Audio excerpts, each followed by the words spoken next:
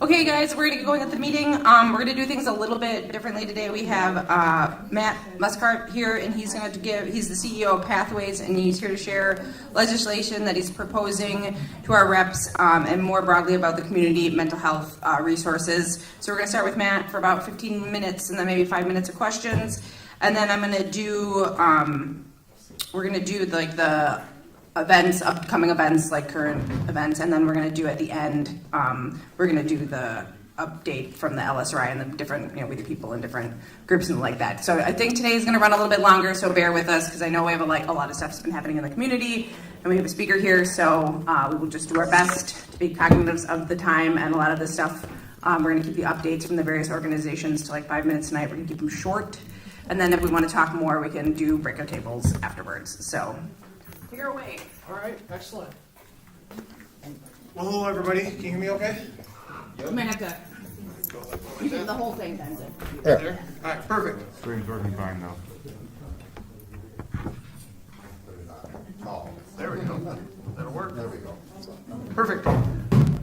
My name is Matt Mascart. I'm the CEO of Pathways Community Mental Health. I've been in the job for about 4 years now. Been with Pathways for 28 years and seen a lot of changes throughout the mental health world. And but there's a whole history of mental health that goes back into the early 1800s back here in Michigan and kind of goes forward. That we're kind of living through those changes now and kind of trying to adapt as we kind of go along. So Pathways serves and empowers individuals with intellectual and developmental disabilities, serious emotional disturbances, which are children with severe emotional disturbances, and adults with serious mental illnesses to enhance their quality of life, which is our Pathways is our mission statement. There's two parts of the mission statement that I'd like to always kind of point out. One is to serve and empower, which we're in place and have been in place since the early since 1998, as Pathways as it is today, to serve and empower those individuals to further recovery and fulfillment in their life. Which is really important piece.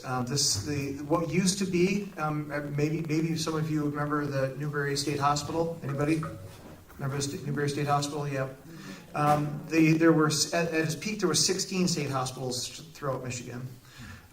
There was no freedom, no choice within those hospitals, and individuals would basically be institutionalized or be warehoused, as it was kind of called from time to time. So people went in and they rarely came out, and it became a place where there was some very sad cases and abuse and neglect went on.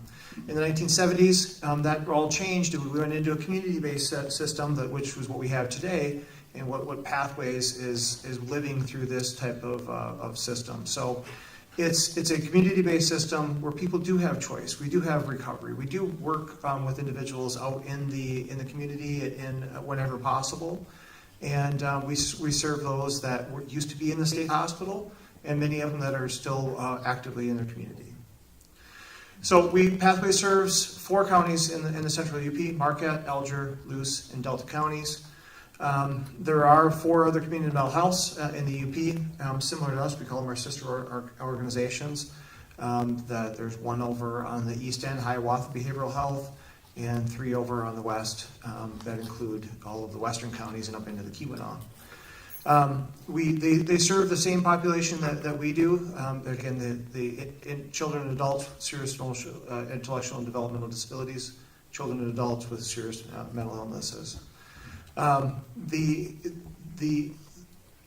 Overall, they're in Michigan. It's a $3.5 billion system that serves 300,000 individuals throughout Michigan to keep them in their community and serve them primarily in the community and whenever possible where they're at, and to grow and develop. Pathways has some core services that we offer to the right around 3,000 individuals that we see. It continues to tick up, about a 5% increase every year from 2019 on. which shows the increase in mental health, the lowering of stigma, which people then get more mental health services, or the increase in mental health needs within Michigan. So we see that 5% tick on average kind of go up. We provide crisis services for individuals that are having an acute or mental health episode. They're either a danger to themselves or others. Lots of times that would be individuals that would be brought to the hospital, and we would see some of them in the hospital. We have community services that are which you would understand, like therapy is a key part of that. We have case management, which links and coordinates individuals that are in our care with services out in the community. If they need housing, if they need a job, if they need food assistance, our case managers are there to help them try to provide and get them stable in those areas so that they can help improve their mental health. We also have specialty services, medication services, really neat progressive services that would be some more of what we call our clubhouse, which is run by those individuals that are in the service to help them get back into a work order day. So it's individuals that may have been out of the workforce for quite a while, they can join up and work with our clubhouse and start to get an idea of coming in at 8, leaving at 5, starting to work on managing the clubhouse, and that helps to move into other supported employment and hopefully independent employment after that, again, towards a recovery-based system.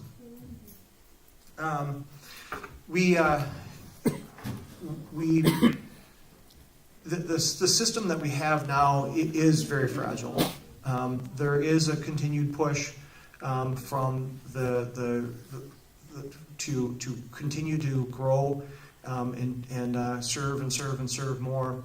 We're underneath a system that is really limited, though. So I really like to point this out, and I hope that you can understand where I'm coming from with this. But we only serve a small portion of those with mental illnesses. As I mentioned earlier, serious mental illness, serious emotional disturbances are kind of our primary focus. So the example I like to give on a regular basis is an individual that may have a gentleman that breaks up with his girlfriend and feels sad, but is still able to go to school, go to work, continue to not have disruptions in his life other than just feeling kind of depressed, although rightly so. Maybe you consider would potentially come to Pathways and say, I would like some mental health services. We would run through a screening process and say, well, you know what, this is, in this example, maybe more of a mild or a moderate mental illness or having some mental issues. What that would mean is we would refer that individual out into community partners. So ours is only the severe and persistent. So it has to affect your life as well as meet the criteria for a diagnosis that would be a severe mental illness. So it really kind of changes what we can do in the community, where sometimes you'll hear that, I can't get services in Marquette County. I don't know where to go to get services. I've been turned away. Well, that might be true. There's plenty of community providers in the Marquette area, but they don't have a whole lot of openings. They're very very booked. Many do not take Medicaid, so that depending on your ability to pay cash or your ability for your insurance, may dictate if you can get into some of these providers and community partners.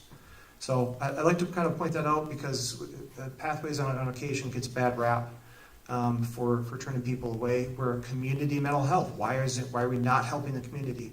Well, set back in our founding documents in 1974, the legislature has stated that our carve out is what it's kind of termed. We're carved out of these severe and persistent mental health issues, and that's our primary population that we serve. Does that make sense? Okay. The challenges, yeah. Can we save questions to the end? Because like we're just gonna keep. Yeah, thanks. Sorry. How am I doing on time? You're 8 minutes in. So you got 8 minutes in. Yeah. All right. So, Sorry. so what's really critical to understand is that there is a push from time to time from the politicians of the world to say, you know what, this isn't working. People aren't getting what they need in mental health. We need to go back to institutions. We need to really go back to this. It'll save tons of money. It'll get better care, and we'll go back to that. And I would like to remind them on a regular basis of Willowbrook State School. Anybody heard of Willowbrook? Anybody heard of Geraldo Rivera? Yeah. All right, so I give this example to my orientation for my new hires at Pathways, and most of them are like, I've never heard of Geraldo Rivera. It's a much younger group, but I appreciate I am not saying anybody's old by any means. It's a well, anyway, I'll just move on with that. So Geraldo Rivera in 1974 went into the Willowbrook State School. He still had his huge, big mustache back in the day, much younger guy at that time, but he went in and exposed the abuse, neglect that was going on in the institution. It was way overcrowded. It handled a few thousand individuals. It was almost double the people that were into the school. Children's, adults. There was medical experiments being going on children at that point. There was major problems, and he did an expose on it, and that made it out on, I think, CBS News. So it was a very big eye-opening experience back at that time to say, okay, we really need to hasten the change from a system that was institution-based into community-based. Michigan had its own problems. In the 16 state hospitals that we had here, we had some abuse, neglect. There was a case down in one of the state hospitals, maybe Ionia State Hospital, where they administered the flu to individuals, and were testing vaccines on individuals without their consent.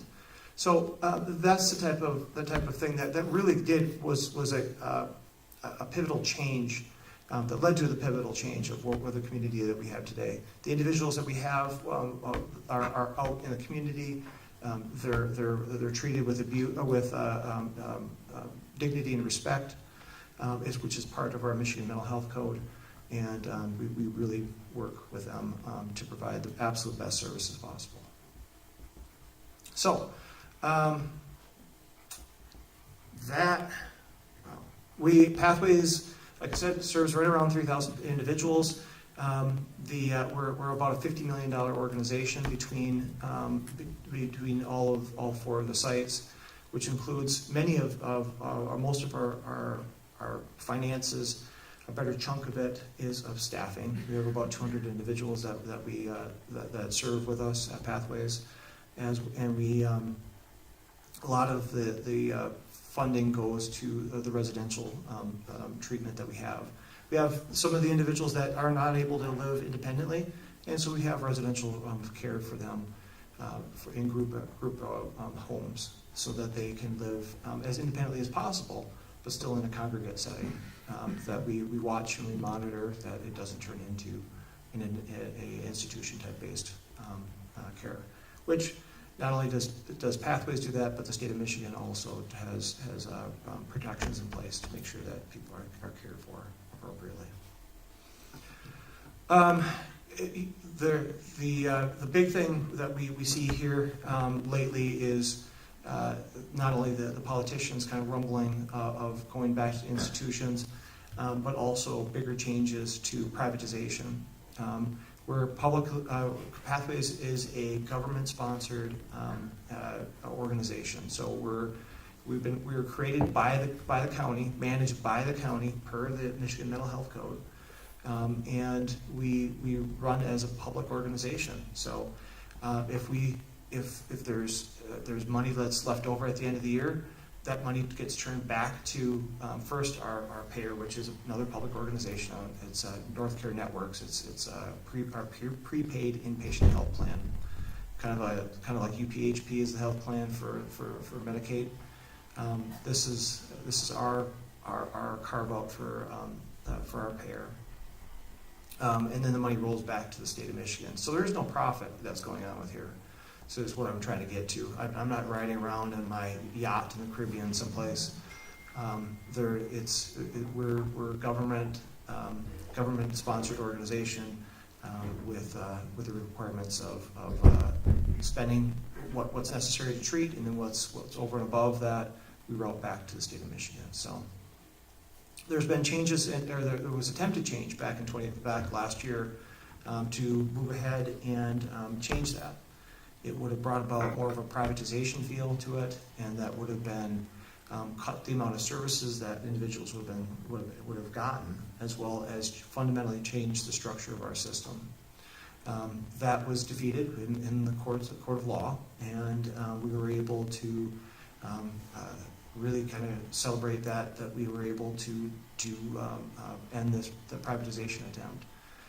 As of last month, though, the state of Michigan said, yeah, well, you know what, we defeated it the first time, but in August we're going to put out another one, another request for proposal or another change. So this is about the fourth or fifth time that the state has attempted, or the state, either the politicians or the legislature has attempted to change our system and privatize it or reinvent it to something else that has ended in failure on their part. But we really hope that we can fend them off, because what's behind it is Blue Cross Blue Shield and many of the other health plans that are out there, the for-profit health plans that are really behind a lot of this. So we feel that the public system is absolutely the best system, and it goes along with our public safety, public health department, and your public county commissioners that are the ones that are ultimately responsible for what goes on in Pathways and are my bosses. So we really try to cater to the county and to the communities that we serve. So I'm here to serve my Pathways staff, who then turn around and serve the community. So, like I said, I can go on and on and on and on, but I'm more happy to take questions at this point.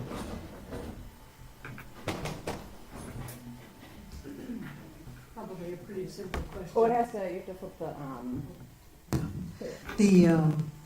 The people who come to you and they're, a situational depression, something that's not going to persist, and in other words, you screen them and then you find that they don't fit your categories.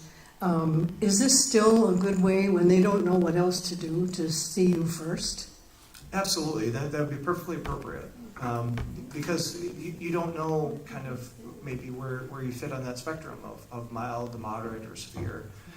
We would then, it wouldn't just be like, thanks and goodbye. It would be referring out to community partners. Now, again, it's all up to what the community has available, but we would do our best to try to connect you up with the best services. Hi, how are you? Good. Good. My name's Tina Taylor. My family has used Pathways Community Mental Health for, my oldest is 33, so probably for about 28 years on and off, and we appreciate having the services that were available. Obviously, there's always pros and cons, but one of the things that I hear you say that you can only, your funding and scope of practice right now is for the severely impacted, that is over a long period of time. And I know multiple people who come to me and say, how can I find a mental health provider, particularly Medicaid paying? And I just wonder, I know you say, you use the terminology community partners and that you refer people out to your community partners. If there is a way that you keep an updated list of community partners accepting new patients, so that it would at least have that resource available, that if, I know this person who really needs to get into mental health but is probably not going to qualify for your services, but if you had a central repository of who the community partners are that are accepting less than severe clients. And I don't know if we have an accurate, because as soon as it's printed out or it's finalized, it's probably immediately outdated because of people availability and coming and going. I know that there has been some groups that have tried to say, okay, look, let's just get a central repository of who's got availability and who doesn't, but that all depends on then the provider saying, registering and saying, I have a vacancy, I don't have a vacancy, and that the coordination on that hasn't really happened great. Now, our access team is, I think would be a great opportunity to kind of know that, the availabilities that are there. But I think that having a master list of who's got like real-time availability is probably something that I don't know if anybody in the state has it, unfortunately. All right. Well, just as a suggestion, if that's something that could be worked on, I think it would be very impactful for the community that doesn't get served. Thank you. Appreciate it. You said that one of the people or one of the groups that were really pushing for privatization would be like Blue Cross. So we're really interested in voting for people who advocate for our people. Is there a way for us to know of the candidates that are running that would help prevent the privatization from happening? That's a really good question. We try to stay in contact with the legislatures, either the ones that are currently in the legislature or the ones that are campaigning for it, to do just that, to kind of say where are you at with things.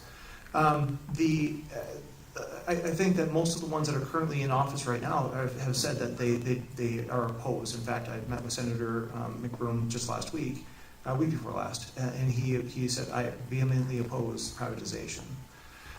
So I think that you'd have to ask them personally of what their stance is on things, and but I know that most have said that they're opposed to privatization.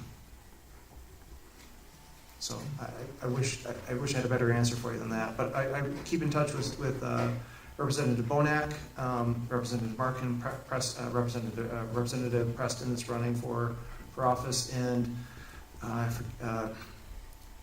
she's running down from Escanaba, Kelly. Yes, thank you. That she was very vocal as well as far as the support for mental health.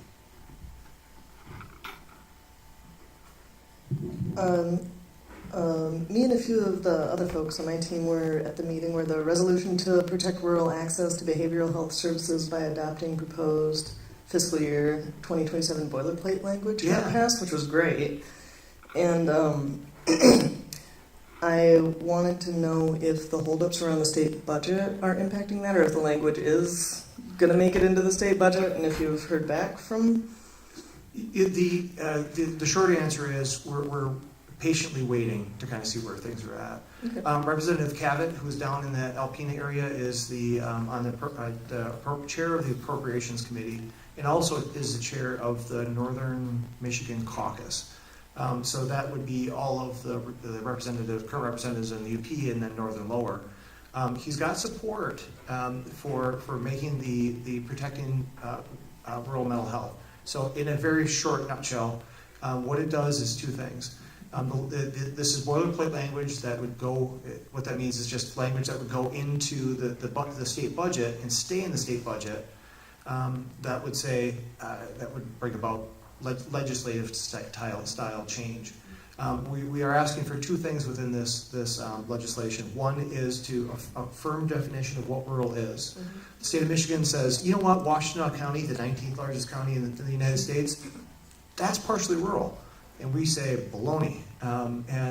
So what this does is it'll not only take into account the population density, but also the distance to an urban center. As you know, if you need kidney something, whatever, dialysis. Thank you. If you need dialysis and the only place to get it is at U of M, that's a completely different experience for you versus somebody that's in rural downstate.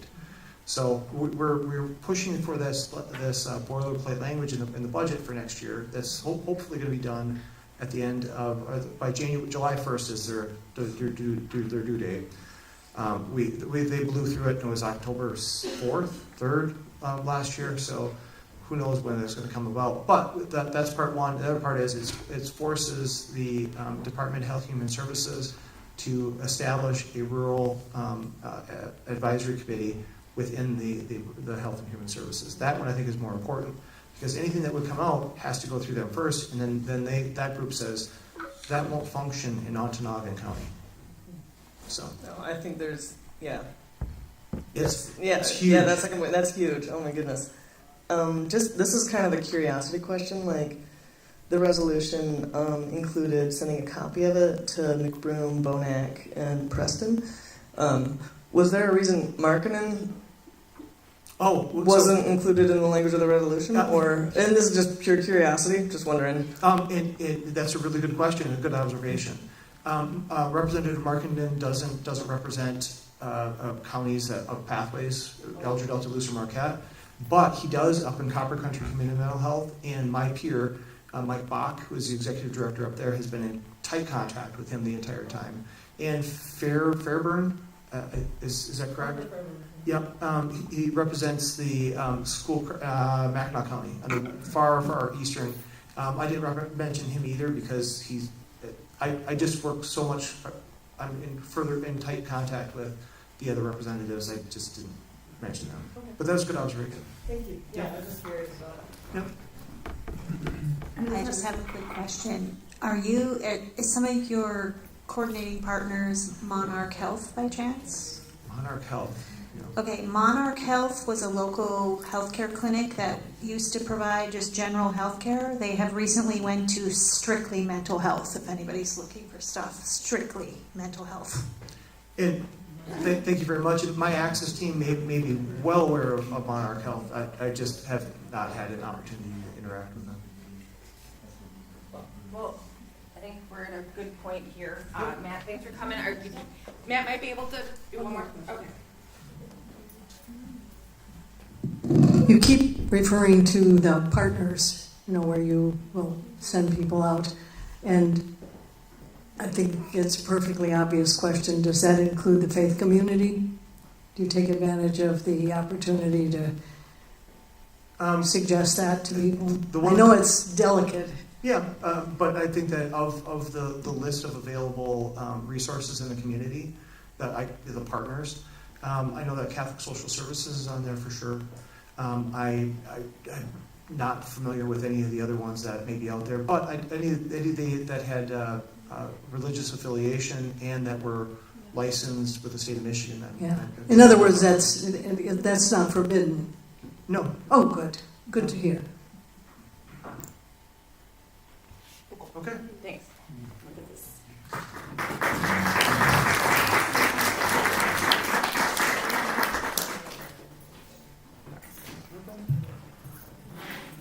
Back on. Thanks.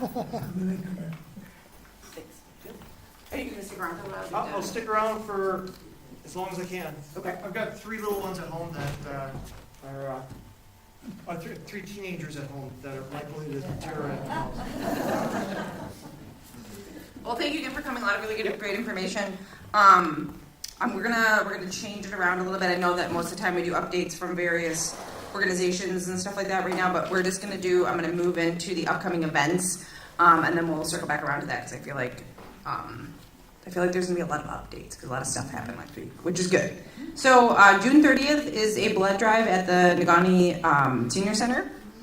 Patrick Crowley and who's the 96th District Court judge candidate, and Cody Mayer, which is the District 1 Marquette County Commission candidate, are both coming to our meeting on June 30th. So that should be a good and interesting opportunity to hear from both of those candidates. Forsyth Township Planning Commission next meeting is on July 6th. Data centers are on the agenda. I think there are 2 League of Women voter commissioner candidate forums coming. So there's the Marquette County Commission District 1 and 3 candidates are on Wednesday night, July 6th at 6 p.m. at the Marquette Township Hall. And then there's the 96th District judge candidate on Thursday, candidates, so all the candidates will be there, on Thursday, July 9th at 6 p.m. at the City of Marquette Commission Chambers.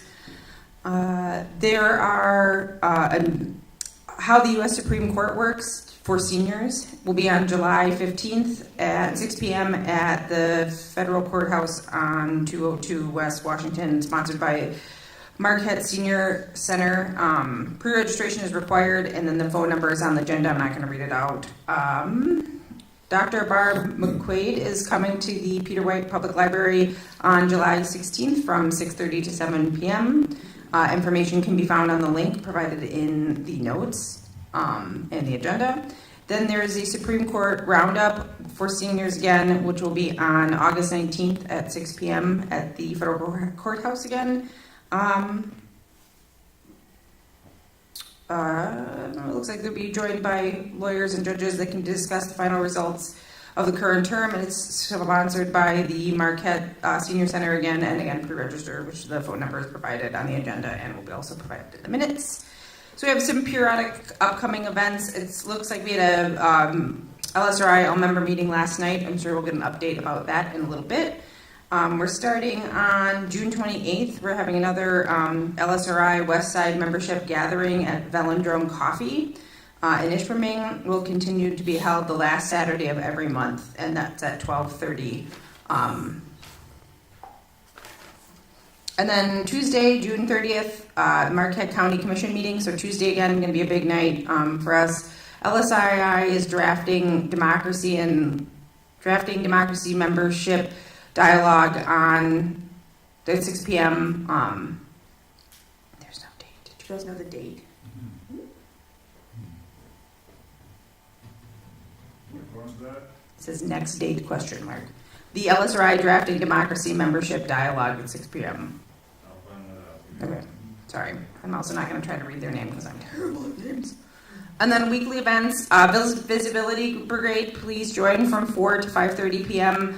Use the Mobilize app to find the locations, Altamont Overpass, Miners Park in Negaunee, and Ishpeming West 41 Roundabout by McDonald's. We have the National Indivisible Zoom call on Thursdays at 3 p.m.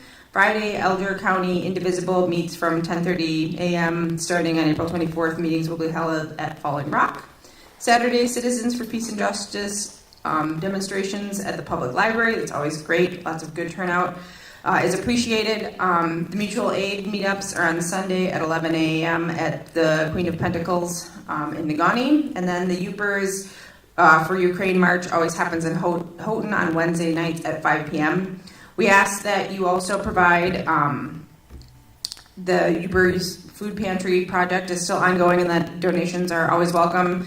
The list of goodies are on the agenda, and I believe they're still being dropped off in the kitchen. And also we have there's a Venmo if anybody would like to Venmo. Oh, and I forgot to mention Yoda's back in his little place, so if anybody wants to make donations to the church, that is highly appreciated.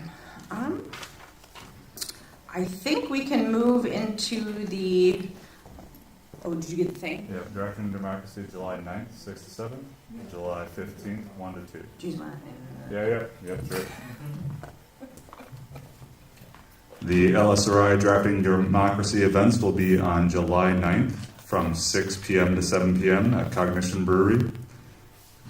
And July 15th from 1 p.m. to 2 p.m. also at Cognition Brewery. 6 p.m. to 7 p.m.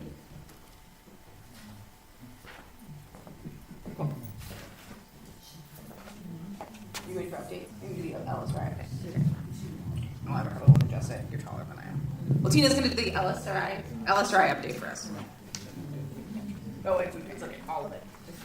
I did want to just clarify that the Peace and Justice happens at the post office, not the library. Oh, okay.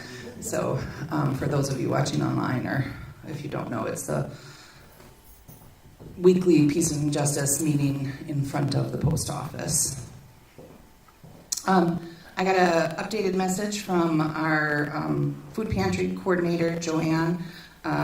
She wanted me to just let you guys know that the update for the food pantry is that 201 pounds of food was donated to the KI St. Vincent de Paul with $35 received from our Venmo donation as well as our weekly collecting offerings. She was not available today because she was doing something fun for her, which is really good. We have to really promote self-care in this world. So I would just encourage everybody, if you have some opportunity, to drop off some food items, shelf-stable food items, or give monetarily. That is what we are doing to continue to support our communities in the language of love via food. So I also wanted to take just a moment to, let you know that we had a great meeting at LSRI last night. It was our annual or our monthly all-member meeting. The election team presented a very, very cool presentation. They put a lot of really hard work and effort into organizing information about elections, and Lydia put a lot of work into it. oh, yeah, and our tech team, after they gathered the information, put it all together electronically with the magic that they do, because they're all like sorcerers. And Lydia and her crew put it all together in a very, as best, user-friendly format as you can. So even me, dinosaur that I am, was able to follow how to use the technology. So if you go to the LSRI website, there will be a link on there that walks you through very easy steps so that you can understand when the elections are, what is being voted on, who the candidates are, some links to other already established resources so that it's all kind of there in one place and you can just tap back and forth and research the candidates. There was even one of the platforms where you could go through and pick your candidates after you research them, and then you could take like a screenshot or print how you want your ballot to look so that you're prepared when you go to vote. We talked a lot about the possibilities of problems with the election and learned that our local clerks have a rapid response team in place. They feel very prepared and ready to handle emergency situations. So we will continue to move in an effort of having an organized team to assist. And I think they've chosen the words an election support team, so that we're not muddying the waters with rapid response, which is already in play. So I would just encourage you to take a few minutes to look at the LSRI webpage and familiarize yourself with the very, very cool information that's now available to us thanks to our election team. Call out to celebrate the nation that day, to celebrate our communities and avoid the temptation to celebrate the orange person's birthday. So they put out a national big thing called Rise Up, Sing Out, and what we decided to do here locally was have a family fun day in the park. Tom Lakenin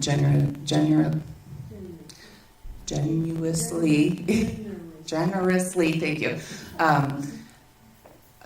gave us the opportunity to use Lakeland land for the second year in a row. Unfortunately, it was a little bit rainy and windy, but he can't help that. So it was really fun. We had a great time. We had about 100 people come out. There was food and activities, and we had a couple of our members do a sing-along. There was some kid activities. There was one little guy there, just made my whole day. A little guy, first time fishing, caught a 10-inch something in the pond. I didn't see it, so I'm not sure what exactly the fish was, but He was super excited, and that just made my whole day. We had a person stop by from Georgia who just happened to be visiting the area and looking at Lake and Land, and she was so excited. That was the second year in a row while we were at Lake and Land having a celebration that people from very long distances away saw our bumper stickers or, our flags and stuff and came over to say, you're my people, I'm part of your tribe. So that's really a very cool experience and made her feel welcome. So she came and hung out and had the bite to eat with us. So I think that should be a goal that we do that every year, whether we're, having a personal crisis in our government or not. I think it's just a great way to interact and know your neighbors and support each other. So LSRI is also doing, do you want to talk about the 4th of July stuff yourself? Are you going to? The float? Yeah. The parade? Yeah, I would like Okay. So, when you're ready for it. yep. Lots of other things going on. If you aren't already familiar with it, again, I would refer you back to the LSRI webpage where you can see the armchair resistance, the visibility brigade, all of the different opportunities that they're doing to enroll new members. They're trying to make an effort to have these little get-togethers at the various coffee shops and breweries all around the community so that it's not always just here in Marquette. And lots of good information. So that's what I got to say about this all. I'm going to be out of town over the weekend, but I will be back for the next meeting on Tuesday. So I will be looking for if anybody could tell me if you'll bring a snack for next week. That would be great. And if you need me for anything, I will be at the table back there. Yes? That's great. You want to talk about the float now? Okay.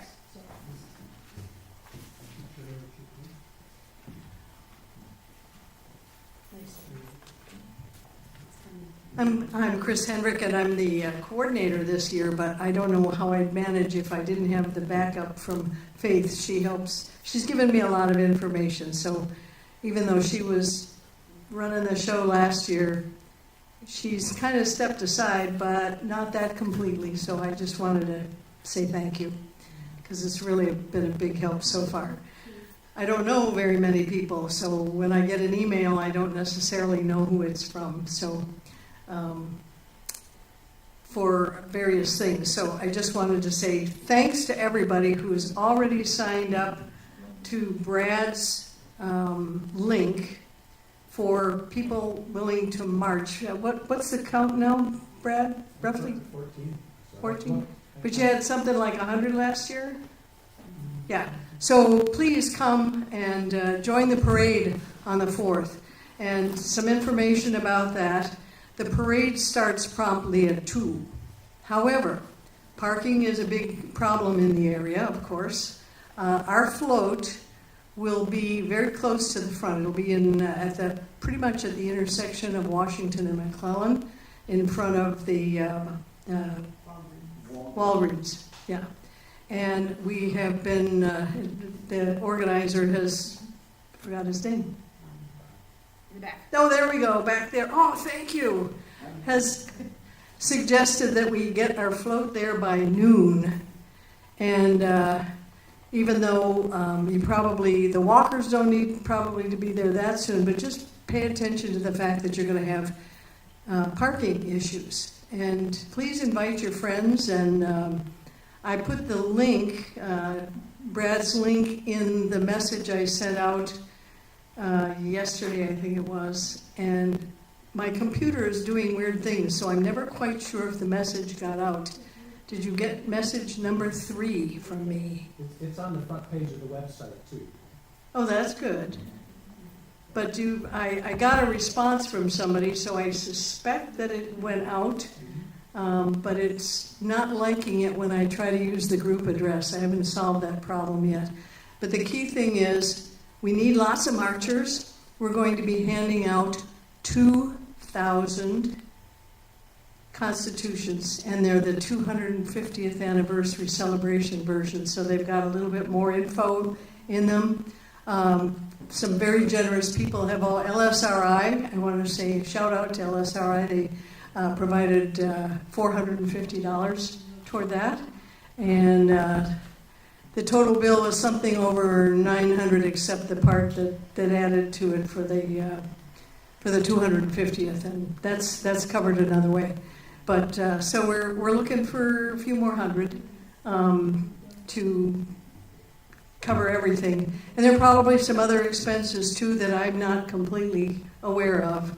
So donations either toward the constitutions or for miscellaneous expenses are welcome, and can let me know if you've got a donation to make. But again, the first thing is we'd love to see lots and lots of people. We have a musician, say again the name. Dan Truckee is going to be the musician, and we have someone who will be leading the chants. Gretchen? Yeah. Gretchen Preston, yeah. And we're also going to have state flags, and we're going to be doing a lot of decorating, which brings me to the next calendar item. The parade is on the 4th, which is a Saturday. The decorating will be from, say, 4 to 7. It might take us 3 hours to do it, might not. But at the Zinti home.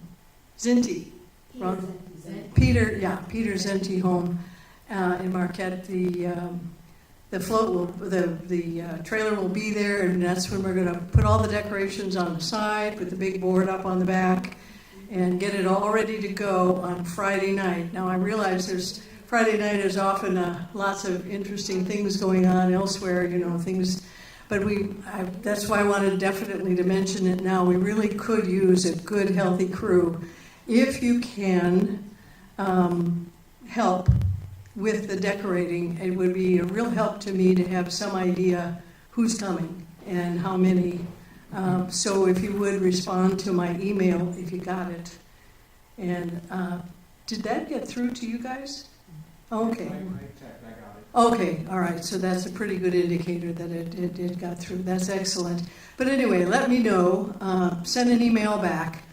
I don't have the sophisticated thing that Brad has for the marchers, but we don't need that many either. So, but please come, and there'll be pizza and stuff to drink. Haven't got it all figured out yet, but we're not going to leave you hungry since we're going to work through dinner hour. We figured pizza and whatever else would be a good idea. So, yes. Can you just make a recommendation? Oh, good. We love recommendations.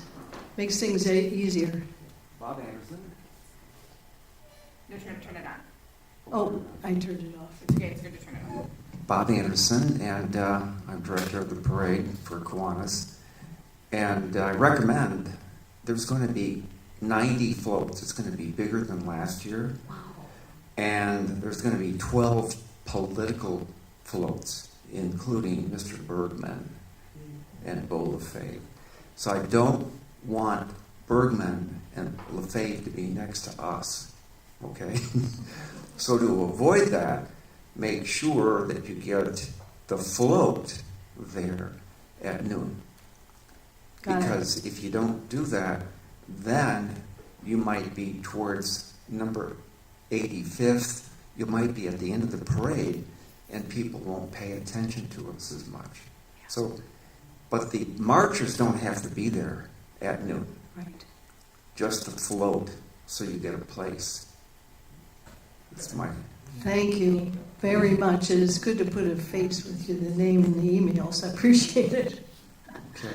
And thanks for the very strong recommendation. We'll get the float in place by noon, and the rest of marchers and everything, just think about what it's, where you're going to park and bunch up or whatever. But it should be a lot of fun. You'll be able to be handing out they are ordered, they're on the way, they have not arrived yet, but I know they will because the people who are sending them were enormously responsive.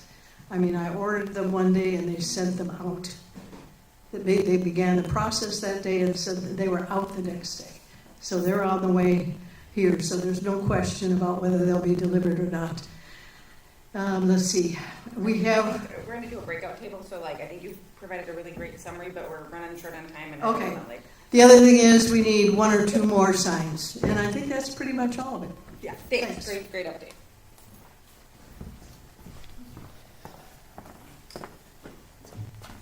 Hello, I'm Jen Hill, and I just actually saw a Zoom or a TikTok from my friend Representative Carrie Reingans. Remember, she was here to talk about Medicare for All. They just had a rally at the State House about the new bill that was put down by Blue Cross Blue Shield to, again, change the rules about who gets paid and how they get paid. So this is the time, these are the weeks when shenanigans happen in Lansing. And so, yes, please call Bonack and McBroom, and if you're farther flung, the other reps, and let them know that we want to make sure people are fairly compensated, and let's not privatize these systems. I heard a lot about that. And of course, the Mop Up Michigan, the money out of politics, would stop Blue Cross Blue Shield from buying politicians, which I can affirm happens in Lansing. Okay. Now, I went to the Marquette Board of Light and Power meeting tonight. I did not speak, but Margaret Brum, former member of the Board of Light and Power, spoke, saying that her phone had rung off the hook because of the questions about data centers. And she said she knows nothing about them, and that it had never been a topic of conversation when she was on the board. And she asked the current board members to say something because she's tired of getting the phone calls, and in fact, she's going to start giving their phone numbers out when people call her. So she's not stopping. So. What was said at the end of the meeting, and I tried to get this verbatim, is we will be sure to report on data centers as they happen. That is what was said. So you may have noticed there's a new Facebook page, a new Facebook group that got formed in the last 48 hours. I had nothing to do with it, but I'm going to be talking with folks as we move forward. It has come out thanks to one of our members attending a retired MEA meeting, and Rep. Bonack saying that there was a data center possibly coming, and then the reporter Skylar Perkins talking to Bonack and Larry Barman. And I was at the West Branch meeting last Tuesday. There were more than 100 people there. And thanks to the power of our networks, getting the word out. And the Sands Township moratorium has been passed. That language has been passed to folks there. But we have to show up and keep it. That's a several-month process to make something like that happen. So we have to keep showing up. And I do want to say, too, just 2 things about what's going on with the BLP. And purely on energy prices. It's actually really interesting to go to their meetings. I learned that they, completely off topic, but just fascinating, there was a 100-year-old cast iron valve in the penstock of the dam on the Dead River that they removed, and somebody rebuilt and they've put it back in. Like, just the coolest, people doing cool things. But then they also talked about, there were pictures, it was very cool. The price of fuel is going up and down, but mostly up.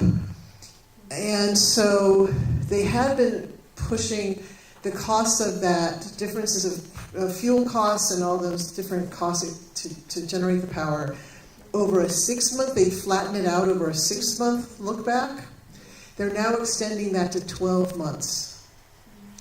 Because that's where we are with our energy system right now. And so it's to keep the bills from shooting up 1 week and maybe in 1 month, and then in the summertime they said, prices go down now, but in the wintertime they can shoot up on. And so that's coming. And then the other thing that's coming that's going to cause our rates potentially to rise is an increase in transmission costs. So there's a difference. The poles and wires that are around us right here in town is called the distribution system. But the big wires you see on those giant towers when you're going down the freeways and stuff, that's the transmission system, moving energy from state to state. Those costs are going up exponentially because of data centers in Wisconsin. So I have connections in Wisconsin. I would, if you're interested, there's a huge data center going in Port Washington. And the Wisconsin energy people, energy nerds like me, are saying that there's just no question that this thing is not going to impact our rates, but it's going to impact our rates. So there's going to be some connections. And we're going to be there's a meeting Wednesdays at noon online with a bunch of us starting to talk about this. So if you're interested in that, please see me.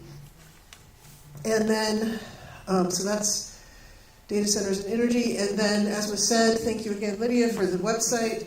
I am recruiting for the Election Protection Challenger Program. You heard me last night, half of you were there last night. But if you want to be get trained in election protection and be someone who could go, you'd serve a 6-hour shift at a polling station during early voting and on the last day of voting, which is Election Day. And you would be there to support making sure that the process goes as it should. We don't know where shenanigans might happen. We have some concern it could be anywhere. They've already tried a lot of shenanigans in Detroit. We don't know in Antrim County. We have really good clerks. The clerks run elections up here, but people, we don't know what they're going to do. So I'm recruiting people to be part of that. So see me about the data center energy stuff, about election protection, and please call about these mental health costs and payments. That is really, really important, and now is the time. Thanks. How about the June? It also has a link to go on for 4th of July. This is the real short. Okay.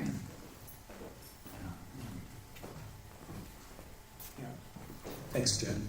And there is information on 4th of July parade and on the June 29th election protection meeting on the front page of the website, the LSRI website.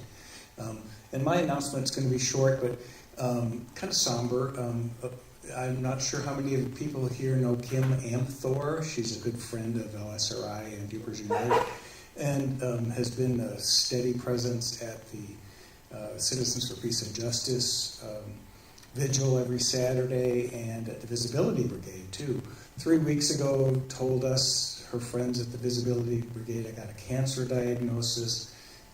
That's the last time we really saw her. I got a text from her today. She's in hospice. So things moved really, really fast, and are moving fast. Cynthia has a card. We're collecting just signatures and wishes of support and love to our friend Kim. And so she'll be there during the breakout time if you want to sign it and send some love and support her way. So anyway, that's it. Thanks. Yeah, thanks, Brad. Very, very sad news. So I feel like we covered the data center topic pretty well. Does anybody have anything about the Marquette County Commission resolution for the recommissioning of KX or Air Force Base? Passed unanimously. But that was like to collect information, right? So it wasn't. Yeah, so it's not like they're doing it for sure. They're just opening. I can speak to it. So I attended the meeting. I think that it was fairly well attended. The seats were all full, standing room only out in the hallway. The commissioners all seemed to be in agreement that this wasn't like talked about and planned ahead of time, that most of the commissioners didn't even know it was an agenda topic until the agenda was printed. So they tried to, I guess, make it perfectly clear that had it been fully vetted out and discussed ahead of time, that would have been inappropriate. So putting it on the agenda as a new topic is the legal and appropriate way for them to start communicating with each other about an issue. And I think that the chairperson who wrote the what's the word? Resolution did so in a manner that was very broad and all-encompassing, and I feel like most of the commissioners were in agreement that it was the alarm was because of how broad and super powerful that verbiage was. So although they all seem, not all of them, but most of them seem to have concerns about how it was written, once it was amended and a few keywords were taken out, the authority to take action, and they also changed the verbiage from any or all of the base being recommissioned, and they just changed that to, just part of the base. Then the commissioners were all in favor of the process of moving forward and gathering information. That's basically what was approved. They gave a little bit more information about the area that they are thinking that the military would be interested in would be off to the other side of the runways that is not currently accessible or used by the public. So the idea, I think a lot of people that were there were concerned about losing their homes and housing, and the commission basically tried to reiterate that they did not see that as a possibility, that if the military reactivated a portion of the base, they would want to build new housing for their people there. Again, there was lots of people who, like me, stood up and said, well, that's fine for you to say, we think this, but I'm asking you to make sure that all your T's are crossed and I's are dotted, that we can't leave anything open-ended, and make sure that you're fully vetting out what their intentions are here, because once you let the foot in the door, the door is open and they can pretty much do what they want. So they all seemed to hear that and agreed that they would continue the information gathering in a open way that was transparent for us, is what they were claiming. Of course, on the same night, he said there was absolutely no contact about data centers, and the next day it was published that, by just that morning, he was contacted about data centers. So it's good for us to keep attending and keep paying attention and being involved so that we can make sure that our voices are heard. But anyways, that's basically what happened with the KI initiative. The resolution was passed as a information gathering only, and for only a portion of the property. Yeah. Yes. Where did it start? Did it start from the federal government? No, I think that I sat in the galley there prior to the meeting, overhearing the conversations that were happening between some of the commissioners and some of the active or retired military people that were there to support it. And this is now just my opinion, but it felt to me that it came out of a place of we already are allowing them to use the base because we have the long runway and it can accommodate the big planes, and we know that the military is here doing more and more training exercises in the UP because of our weather conditions and our ruralness. So if they're going to be here, if they're going to use our, airport, we should have some economic benefit from doing that. They also projected that there are a couple of bases that are going to be upgraded or somehow renovated, and during those big operations, their planes would have to be put somewhere and have logistics worked out, and we would be a natural fit for that. So I think that by the sound of what they were discussing, it came from the local people that are probably on the board for the airport, some of the private plane owners, and then a couple of the commissioners who are economically interested. So But the the federal government is not involved yet. Correct. That's what they're telling us. There was probably, I don't know, about 25 or so people that spoke opposing it or having questions about it. There was 5 people that supported the amendment or the passing of the verbiage, and all 5 of the people who were in favor of it clearly had an economic benefit impact from that happening. Steel workers and such that would benefit from this operation moving forward. So anybody that lived there or as a community, minded citizen, either said they were not in favor of it or that they, at the very least, was asking for it to slow down, for transparency. Let's have the community involvement before we make a decision about whether it's good for us or not. Lots of, they burned us once, kind of analogies. Big conversation about it being similar to inviting an ex back into your life to use your garage. So, anybody else have any questions I might be able to answer? Let me answer her question first. Oh, I will say that the steelworkers representative got up and spoke in favor of it and said that he spoke for the entire membership. Yeah. And I will tell you, that is not accurate. Right. In order to speak for the membership, you have to have membership input. A vote, yeah. And I work at Bell, the steelworkers represent part of Bell, they were not talked to about it. Yeah. So So that was a fair characterization. the representative from the United Steelworkers Associate who came to publicly say that they supported the endeavor did that, and then we had members stand back up and say, you can't really say you represent the opinion of your constituency without having a vote or any kind of interaction with your constituency. So it was great that you were able to call out the misrepresentation publicly and right there on the spot. So that was awesome. So, do you want to come up and add something? Mr. Lawyer, get up here. This is sort of a follow-up to your question about where it all started.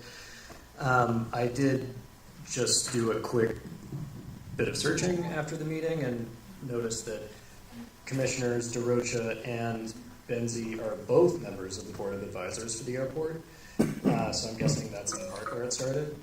I don't know exactly what they have in mind. I'd like to see what's involved in the planning process, but it does kind of feel like a conflict of interest potentially.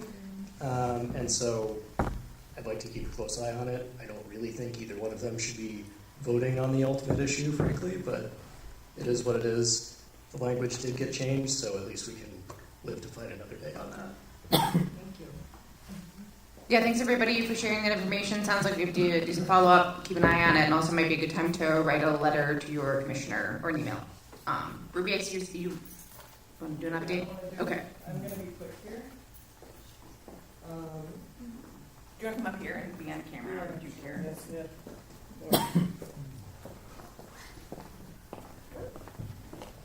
I think most of you know who I am. I'm Ruby Miller. I'm an organizer with We the People Michigan. I use she, her pronouns. I do all my own makeup and stunts.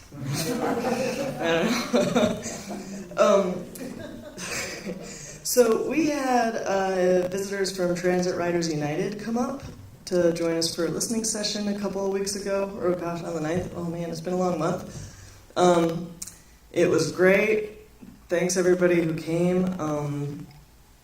I think it really kind of helped push the project forward and got some of the leadership to take it seriously. We also had Pride, so if you were at Pride and you stopped by and signed the big gay bus, thank you for that. That was fun. And actually kind of piggybacking on the issue with the KI thing, with meeting with some folks from my team this afternoon, Donovan actually raised the question of so apparently in organizing, sometimes we ask, how many people do you need to get in a room to get your way, to get your leaders to listen to you, to get them accountable to you, accountable to the voices of the community? And Donovan was like, well, apparently 80 plus people isn't enough. The resolution still passed. And we picked apart why, and it's because It's 80 plus people is like the mobilizing end of it, but not the organizing end of it. There's the strategy, the bet, the what you're asking for. That's all part of a process, and we're just at the very beginning of the process with this KI thing. But there's a lot of hope to be had in that, and there's a lot of organizing that could be done around this to make this really powerful. Like, we show up, we're so diligent.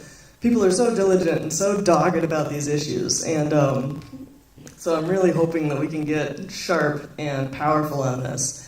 Which brings me to, we've laid out a plan for July to make a big push on either using some of the county reserve funds to help improve MarkTran services in the county, and or helping us push on the state to stabilize and increase funding at the state level. And I want to point out that this project is about the bus. It is about getting something our community needs, a vital service that we deserve. But it is also about putting the reps in to build power. We're building relationships with decision makers. We're figuring out how to show up in those spaces. We're figuring out what they respond to. We're figuring out how to make the voices of the people outweigh money. Because money has a voice too. We know that. But people power can get really loud when we want to.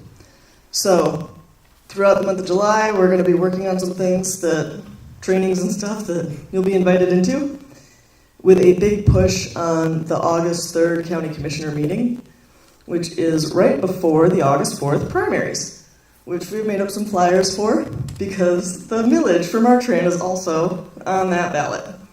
So that's what's at the table right now, and that's a bit little of what we're working on, and yeah, I hope that you stay tuned, and I hope we keep on working together. And everybody's doing a great job. I just love the energy of these things, like, so persistent. I love it.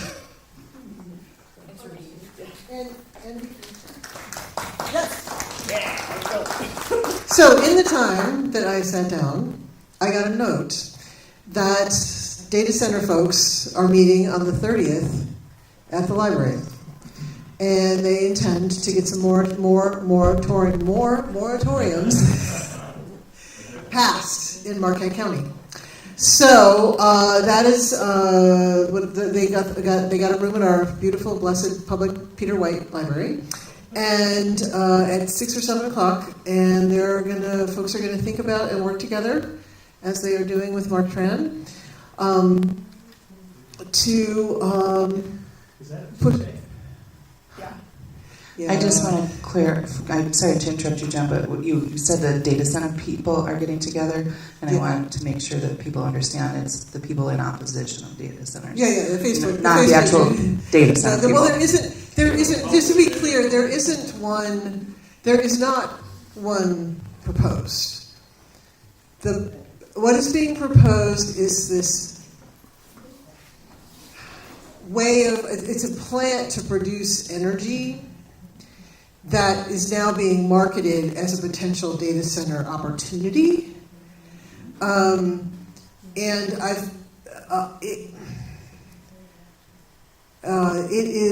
It's not Oracle, okay? It's not in Port Washington, like the thing that's happening in Port Washington, that is being built, that is going to impact our rates, that is something that we need to figure out how to respond to and act within.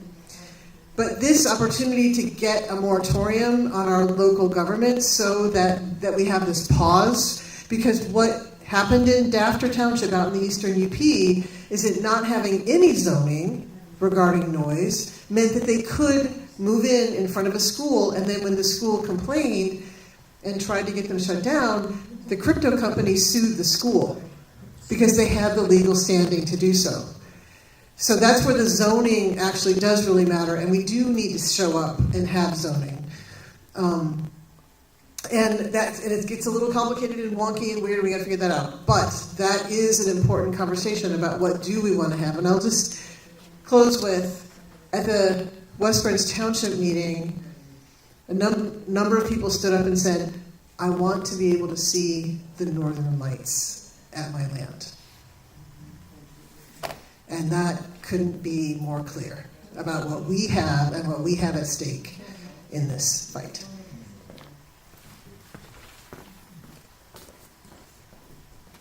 Thanks, Jen. I think one of the last things that we need an update if anybody's interested in giving one is the UP Pride Fest that happened last week. Anybody? Yeah, come on, Donovan.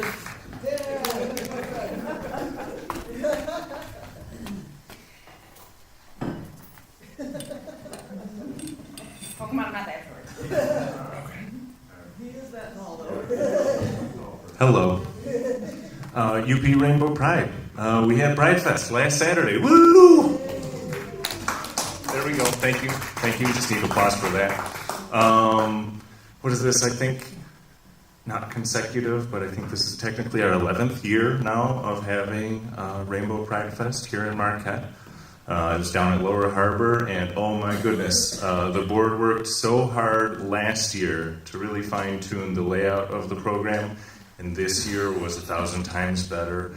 The weather got the news, so we had beautiful weather. It wasn't raining sideways like the first couple of years that I personally attended. And yeah, it's absolutely the largest festival yet. It keeps growing every single year that we do it. People keep showing up, allies keep showing up, queer folks come from all corners of the state and the Midwest region, and it was absolutely beautiful. We also did have a nice crowd come from an interfaith collaboration to show up and help us do Teardown on Sunday, which was amazing. Really appreciate people coming together for that. That was also culminated by a secular/interfaith service that I hosted up at St. Paul's Episcopal Church, which we had a really nice little service and luncheon with about a dozen people who were all interested in keeping a conversation going along as to how to bridge gaps and where they see needs in their lives to cross those thresholds of spirituality and queer livelihood so that we can build back from the narrative that religion doesn't like queer people and queer people don't like religion or spirituality, however it may be. I don't know what else I have to say. It was great. It was a beautiful weekend, and if you didn't come this year and if you didn't come last year, that doesn't mean you can't come next year. Please come out and join us. There really is an excellent opportunity just to get more comfortable in your own skin, regardless of how you present yourself or have ever considered presenting yourself. Being around that many people who are just beaming with light, to be there fully in their space can do wonders for everyone and anyone. And I really hope you'll all come out and join us next year, whether you did this year or not. Thank you.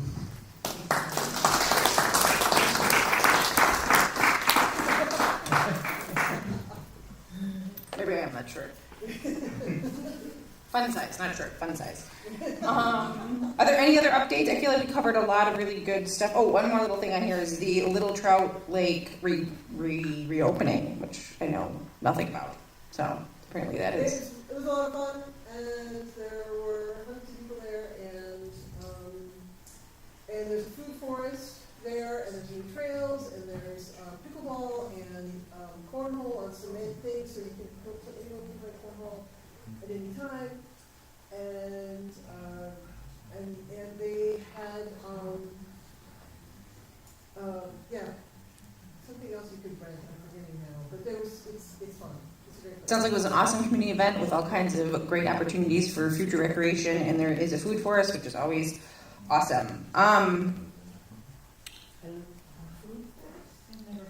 So it's like basically it's like a way of like kind of planting native trees or trees that provide nourishment that like people from the community can come in and like access and stuff like that. So it's like kind of allowing, like reconnecting to traditional foraging pathways and allowing people to use public land in a way that like public land was historically intended to use before racism and classism got a hold of us and convinced us that we don't want to forage for our food. So and some of it's apples. There's apple trees, there's blueberries, there's raspberries, there's cherries, I think, planted that are intended to be for community use and community care. Yeah. Food forest. Very cool. So one of the other things that's on the agenda that I don't know a ton about, so I'm going to apologize if I'm going to say some stuff wrong, is the Waters Meet Tree Nursery so yesterday, the Mining Journal front page and LSRI Armchair Actions related to the U.S. Forest Service reorganization and possibly a letter to the editor. So possibly opening the front page story on yesterday is the UP Tree Nursery Serves the Nation, showing the importance of U.S. Forest Service and the long history of the U.S. Forest Service connection to the UP, and which is now at risk. And it looks like there might be a letter writing campaign. I have there are printouts. I have a printout, and I think they're on the back table where Tina is, about a letter writing campaign. It also looks like there's a link to potentially a template on the agenda, which will become the notes. And then, there's also Marquette County Board vacancies, Brownfield Redevelopment Authority, and Marquette Soil and Wastewater Authority. Looks like there's some vacancies on there, so I do have a printout of that, again, on the table, I think, back there. So if you're interested in potentially filling one of those places, please follow that link and look at the information that either is printed out or is available there. So definitely for breakout groups, we're looking at a float, of course, over there. And then I'm assuming we'll probably want to do like a data center one. Jenna's going to run that. Do you want a table for the mental health for the pathways? Yeah, we'll have a pathways table. You can pick your table, so wherever you want to be. And then what else am I forgetting? Maybe the K.I. Sawyer base table. Anybody want a table for that? Jen, Ruby? Do you want a table about stuff? They're talking to people about it. Okay. I mean, you don't have to run it. Like, I'm not volunteering you. I was actually asking if you wanted like your own table about the transit stuff. People can come say hi to me. Okay, Ruby would like you to come and say hi. So if anybody else wants a table about anything else, speak once, speak twice. I hope I didn't forget anything. Let me know if I did, and thanks everybody for coming. I'm sorry if I didn't ask if any new faces showed up. I feel like you're new, maybe. Yeah, new. Looks like I did forget something. Finish it out, Tina. Thanks, guys. I'm going to look this way because I might need some information from Zeke. But you might have heard a commotion happening during our guest speakers' time. Somebody used the church's tables. They were returning them, and we asked them to not bring them in right now because we were having a meeting. So I said we would help them, or we will put them away. So after we're done roundtabling, but before you leave, we need to move the tables and chairs from outside the door here into this storage room. And anybody that is physically capable of helping with that, I would appreciate it. But if you are in any way in danger of shouldn't be doing that, this mama nurse is watching and you may not help. So that includes me. I'm a supervisor in this situation. So thanks everybody for coming. Nice to see you all, and we're here every Tuesday. One more thing before we finishing up. Before you all fly in all directions and go to your tables, if you are planning to come and help put the float together on Friday, July 3rd, could you come over and give me your name real quick? That's all I ask, is I'm just trying to get a sense of whether we've got a team going yet. Thanks.